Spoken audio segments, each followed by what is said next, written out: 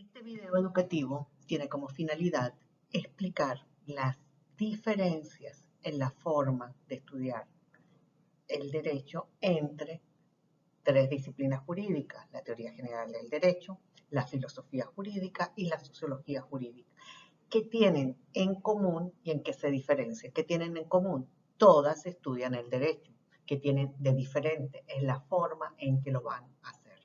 Por ello, la primera parte de este video va a estar dedicado a explicar de manera muy sucinta, porque para eso tienen la materia Introducción al Derecho, cuál es la esencia o a qué se dedica o la forma en que estudia la norma jurídica, la teoría general del derecho, cómo estudia la norma jurídica, la filosofía y finalmente cómo la estudia la sociología jurídica.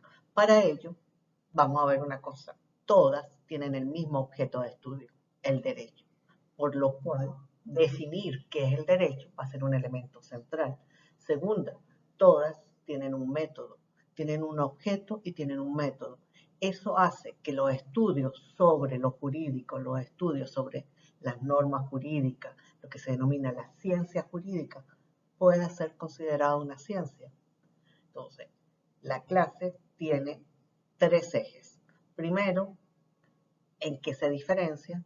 Segundo, qué es el elemento central, que es el derecho. Y tres, la ciencia jurídica puede ser considerado una ciencia. Espero que esta introducción les permita ubicarse en cómo vamos a desarrollar el enfoque sociojurídico en torno a eso que se denomina el derecho. Como les decía, ¿qué vamos a ver? ¿Cuáles son los objetivos de esta clase? Primero, que estudia la sociología jurídica, que también lo estudia la teoría general del derecho, y la filosofía estudia eso que se denomina derecho. ¿Y qué es el derecho? Bueno, es la norma jurídica, que es una pauta de conducta, y las instituciones, tanto las instituciones que crean esa norma como las instituciones que aplican esa norma. ¿Y la diferencia dónde viene dada? En la forma en cómo se estudia esa norma y sus instituciones. La sociología, que va a estudiar las relaciones de esa norma y de sus instituciones con la vida cotidiana de las personas, con la vida social, con las interrelaciones que se dan entre diversas personas y qué lugar ocupa la norma jurídica y sus instituciones en esas interrelaciones. En cambio, la teoría general del derecho, ¿qué va a hacer? Va a construir un sistema normativo, va a construir una forma de entender tanto la norma como sus instituciones. Siempre decimos que es una mirada interna a las diversas partes que tiene el derecho y cómo esas partes se van interrelacionando. Y la filosofía del derecho. Bueno, la filosofía también estudia la norma jurídica, también estudia sus instituciones, pero también con una mirada diferente, una mirada, a diferencia de la teoría general del derecho, que es una mirada desde adentro del contenido. Acá la mirada está más vinculada a las finalidades, una reflexión sobre fines y los valores que pueden estar siendo expresados en un determinado sistema jurídico, o, hablando en términos del profesor Francisco Delgado, los fines o los valores que expresa un determinado derecho objetivo. ¿Cuáles son? El valor justicia que está detrás del derecho venezolano en sentido general. Y esta diferencia entre la forma de estudiar el derecho no puede desvincularse del tema central, que es el debate sobre qué vamos a entender por derecho. Hay una discusión que ya la tienen que haber visto por el profesor Francisco Delgado sobre el concepto de derecho. Como les decía, vamos a analizar la especificidad del enfoque sociojurídico comparándolo con los otros enfoques. Empezaremos con la teoría general del derecho y ¿Qué podemos decir como la esencia de la teoría general del derecho? Que es un análisis interno, es una mirada desde dentro, una mirada que busca desentrañar, que busca determinar, hacer visible, ¿qué cosa? El sentido de una norma jurídica, interpretar qué significa, cuál es la pauta de conducta que esa norma está, que esa norma está estableciendo. Para ello, normalmente se construye un supuesto jurídico y a ese supuesto jurídico que está en una norma se le da una consecuencia. Determinar cuál es el supuesto jurídico y cuál es la consecuencia vendría a ser la forma de interpretar el contenido de las normas jurídicas. ¿Y qué hacen las normas? Prescriben una conducta, una conducta que puede significar una acción, que hay que hacer algo, o una omisión. Y esa conducta, por ejemplo, vamos a verla con un contrato, que es el contrato matrimonial.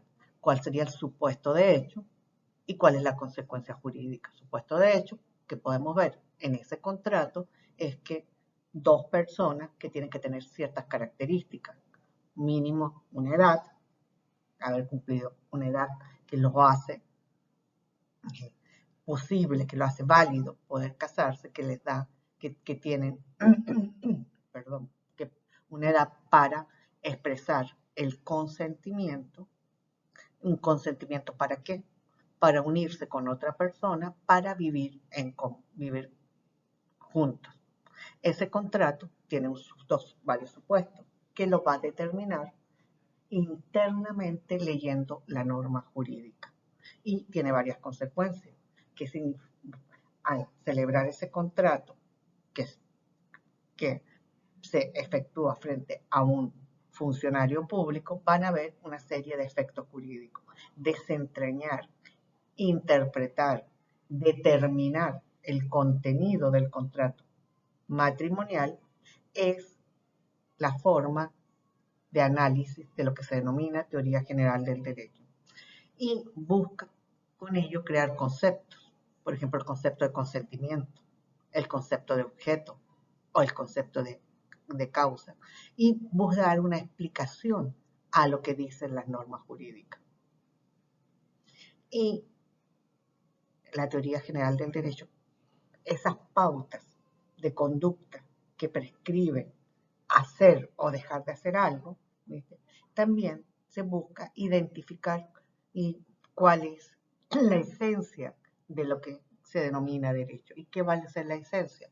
Ahí tenemos al concepto de sistema jurídico, que va a ser un concepto diferente al concepto que vamos a manejar en esta clase, el concepto de sistema jurídico que usa el profesor Santiago Nino. Y dentro del sistema jurídico, ¿cómo identificamos este conjunto de normas que las diferencia de otros sistemas normativos, como por ejemplo un sistema moral o un sistema ético? Y la palabra clave va a ser siempre coacción.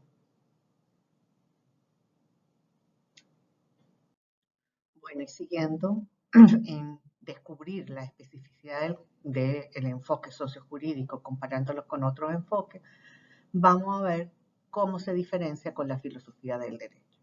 Lo primero que debemos decir es que la filosofía, a diferencia de la teoría general del derecho, que trata de descubrir el contenido de la norma y el contenido de las normas jurídicas, cuáles son los supuestos jurídicos y las consecuencias jurídicas, mirando cómo está construida la norma, la filosofía es una mirada global, es una mirada hacia el todo.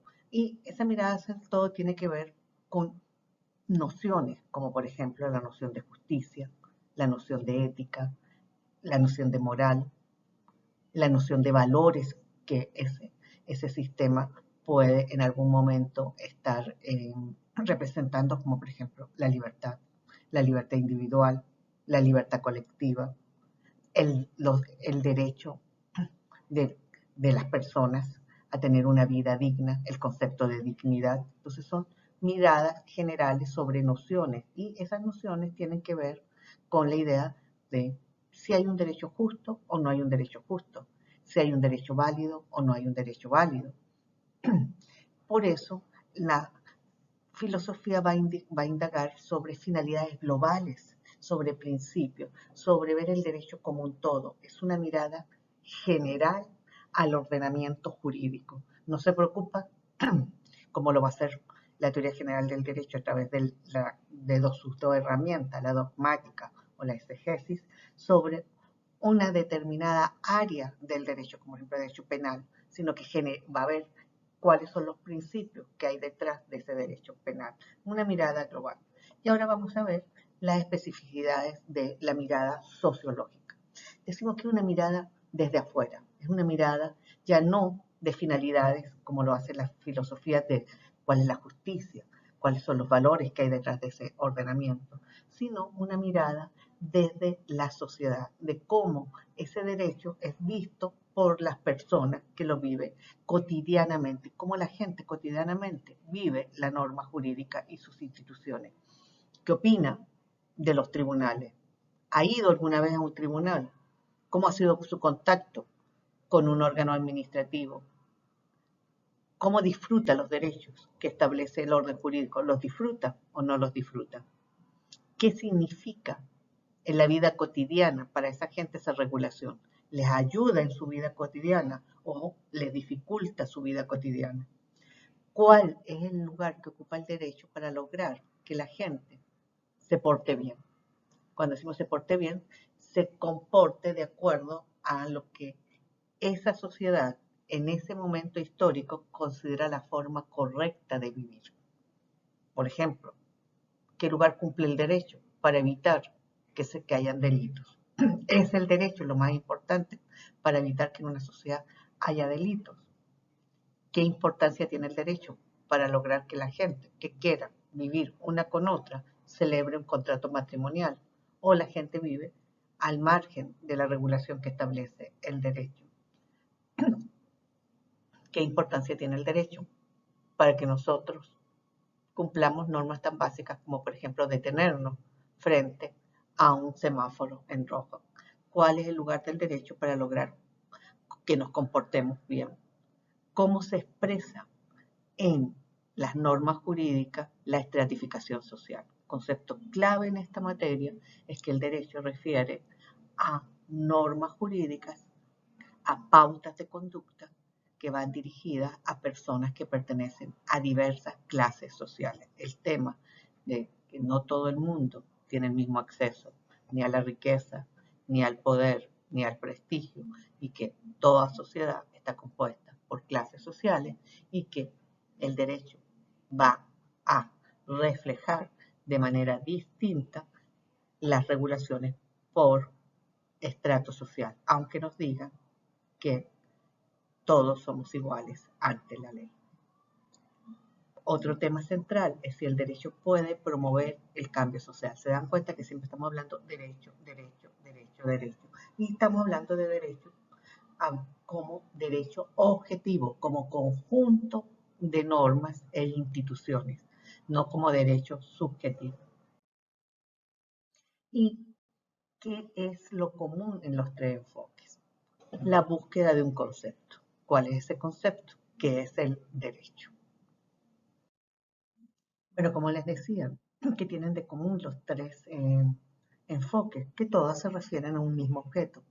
El objeto es el derecho como sistema normativo, o en términos de la clase del profesor Francisco Delgado y lo que están viendo en otras materias, como derecho objetivo, como sistema jurídico, pero no en el concepto de Loren Friedman, que vamos a trabajar nosotros más adelante, sino como orden jurídico. ¿Y qué tienen en común todas esas aproximaciones? Todas están buscando la esencia de las pautas de conducta que impone el derecho. ¿Qué diferencia esas pautas de conducta, las que impone la norma jurídica, de otras pautas sociales, de los usos sociales? ¿Cómo yo sé que es una norma jurídica la que me ordena detenerme frente a un semáforo en rojo? ¿Y en qué se diferencia de esa? De la forma en que yo debo saludar a una persona desconocida. Ustedes saludan diferente a una persona conocida que una persona desconocida. Ambas están reflejando una pauta de conducta. ¿Qué es lo que hace que una norma social, sea una norma jurídica o sea una norma de usos sociales? Y para que una pauta sea parte del derecho, hay varios ejes de discusión en torno a qué es lo que es la esencia y cómo la van a identificar. Para algunos, solo es norma jurídica, solo es derecho, las normas que elabora el Estado, que crea el Estado. Pero como se los decía el profesor Francisco Delgado, no todo el mundo está de acuerdo que solo es derecho lo que crea el Estado. Si ustedes ven la lectura de Adamson Hover que tienen que hacer, a ellos les van a hablar del derecho en sociedades primitivas y ahí no había Estado. Y les va a hablar de ejemplo de derecho en comunidades indígenas. Ahí no hay Estado. Entonces, hay una posibilidad de que también sean parte del orden jurídico, de las normas jurídicas, normas no dictadas por el Estado, sino dictadas por autoridades con reconocimiento social, autoridades que tienen atribuido por la comunidad la capacidad de dictar normas de carácter obligatorio. 2. ¿Qué hace que una pauta de conducta sea parte del derecho? Que sea justa, que no viole principios fundamentales de derecho natural, que que sea compatible con la noción de justicia. Es otra. No todas las normas jurídicas, si son injustas, no son parte del derecho. ¿Eso dónde lo vamos a ver con claridad? En la lectura en Santiago Nino de los juicios de Nuremberg. Era posible juzgar los crímenes nazis si en el momento que se cometieron esas conductas no eran consideradas delitos. Entonces, y era posible juzgarlos porque eran las normas jurídicas que prevían cometer esos delitos eran injustas. ¿Es posible eso? Otro criterio para determinar el concepto de derecho es que sean válidas. ¿Qué es el requisito para que algo sea válido? Que sea creada por un procedimiento previamente establecido. Por ejemplo, cuando nosotros sabemos que una ley es válida, cuando la dicta la Asamblea Nacional, y para dictar la Asamblea Nacional tiene un procedimiento establecido en la Constitución que debe cumplir para que esa ley pueda ser promulgada. Cumplido ese procedimiento, esa norma es válida porque se creó la disposición de acuerdo al procedimiento previamente establecido, donde en la Constitución hay un procedimiento previamente establecido. Igual los consejos municipales. Hay una ordenanza que dice cómo van a dictar los consejos municipales sus propias normas. 2. Otro criterio, que sean eficaces, que la norma se aplique realmente. Es eficaz la norma que obliga a cruzar las calles por las esquinas y en un pedazo que tiene ahí se me fue la palabra, que está marcado para que uno cruce. Obviamente, si uno cruza por la mitad de la calle o no usa o cruza cuando la luz está roja, es eficaz la norma. Hay un montón de normas que están vigentes que no tienen ningún tipo de aplicación. Entonces, para que una norma sea parte del derecho, como les decía el profesor Francisco Delgado, debe ser eficaz, es otro de los criterios. Y que sea coercible. Todas las normas jurídicas deben ser coercibles o pertenecer a un sistema, a un orden jurídico en general y que el orden jurídico sea coercible. El concepto de coacción y coercibilidad va a ser el elemento clave para determinar si esa pauta de conducta pertenece o no pertenece a eso que denominamos orden jurídico o a eso que denominamos derecho. El centro de la discusión, entonces, sobre el derecho va a estar determinado en que el derecho son pautas de conducta que imponen un comportamiento o una abstención, que hay una discusión sobre si el concepto de derecho se relaciona con conceptos de justicia, con el hecho que sea válido, la forma en que esa norma fue promulgada, si es eficaz y cuál es el rol que va a cumplir el Estado en la elaboración y aplicación del derecho. Hay un consenso y el consenso refiere a que, si bien es cierto, no todas las normas jurídicas tienen coacción, el sistema en general de las normas jurídicas, el orden jurídico es coactivo. Y eso se refiere a el ejercicio del poder, a un poder socialmente autorizado para ejercer la coacción, para aplicar sanciones. Sanciones que en algunos casos pueden implicar la privación de la vida. En nuestro sistema jurídico, la máxima sanción es la privación de libertad por un periodo máximo de 30 años, pero en otros países la coacción puede implicar la privación de la vida. Y ese poder socialmente autorizado para algunos solo lo tiene el Estado, a otros lo ven también en nuestro sistema jurídico. Se le reconoce a las autoridades comunitarias, pueblos indígenas, las autoridades del pueblo indígena o órganos de la comunidad, también crear normas jurídicas. Pero lo más importante, que es un poder sometido a límites. Al límite en el sentido que no puede, si va a ejercerse la coacción, debe ser de acuerdo a criterios previamente determinados para ejercer la coacción en esa circunstancia que se está efectuando. En la lectura de Adam Hover, que es derecho, hay un ejemplo, una comunidad indígena decide sancionar a un miembro de la comunidad que había tomado sin permiso un caballo. Entonces, se creó una regla para ese momento. Desde ese momento, quien tome un caballo sin permiso será sancionado con una paliza. A los que tomaron antes de la regla no se les podía aplicar. Entonces, por eso decimos límite. Primero, el uso de la coacción tiene que decir cuál es la conducta permitida, cuál es la conducta prohibida y cuáles son las sanciones que van a existir en caso de contravención de la conducta prescrita o la conducta que se está promoviendo con el orden jurídico. Bueno, vimos que hay una discusión sobre qué vamos a entender por derecho, cómo estudiar el derecho. La otra discusión que tiene que ver con esta disciplina y con este enfoque es si los estudios sobre el derecho pueden considerarse una ciencia. ¿Qué se requiere para que una disciplina, una forma de analizar algo se considere una ciencia? Que tenga un objeto y que tenga un método. Pero puede aplicarse objeto y método al estudio de las relaciones entre las personas, de las pautas de conducta.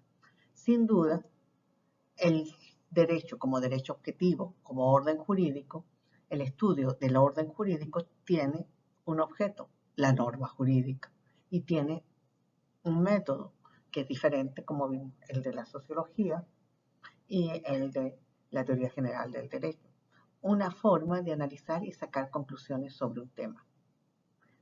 Y este análisis normativo, porque en el fondo estamos haciendo un análisis sobre pautas, sobre formas de comportarse, sobre normas sociales, puede ser considerado un método científico o es simplemente una técnica. Y en las ciencias duras, el investigador está fuera de la realidad que analiza.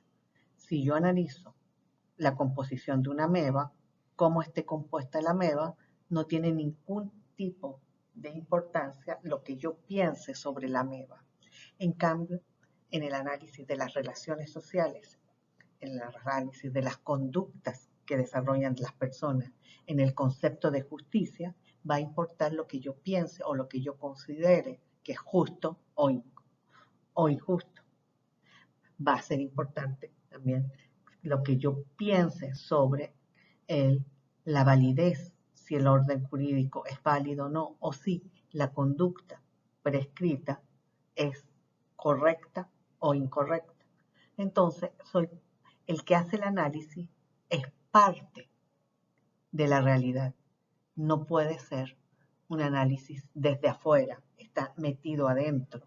Y cuando uno está metido adentro, lo está metiéndose con los valores, con la forma de pensar, el momento histórico, la región donde uno vive. Todo eso va a afectar la forma en que yo voy a hacer el análisis de esa realidad. Por eso se considera que el análisis de las pautas de conducta no es neutro ni objetivo, y que una de las diferencias con las ciencias naturales es el carácter objetivo del análisis. Pero de todas maneras, podemos decir que la ciencia jurídica tiene un método, claro que sí, y es analizar y reflexionar cuáles son los elementos claves que identifican un sistema normativo. Y para eso tiene dos herramientas o dos formas de analizar que ustedes las van a utilizar en su carrera. La dogmática jurídica, que implica desde la norma construir conceptos, y la exegesis jurídica, que es describir el contenido de la norma.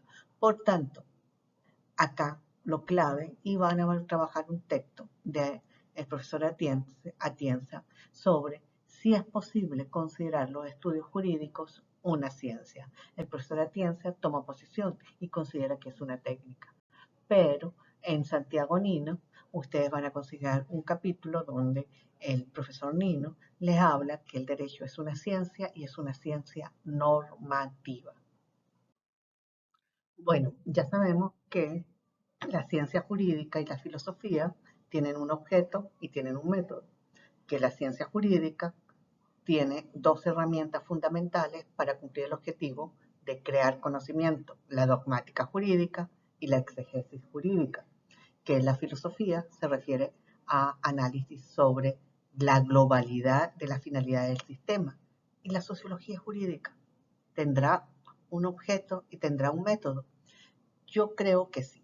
Lo que pasa es que es diferente a lo que hemos visto, y vamos a ver qué es la especificidad de ese método, que es diferente a, como les decía, a la forma que lo hace tanto la ciencia, la teoría general del derecho, como la filosofía. Y ustedes van a ver en el texto del profesor Carvajal que hay varias áreas de análisis de la sociología jurídica o sociología del derecho. Y lo primero es que tiene un objeto: el análisis de la norma jurídica o del derecho. Dos, y tiene uno o varios métodos. Yo creo que es un campo, por eso en el texto de mi autoría, que acompaña también este video, hablamos de que la sociología utiliza técnicas de investigación de diversas áreas de las ciencias sociales.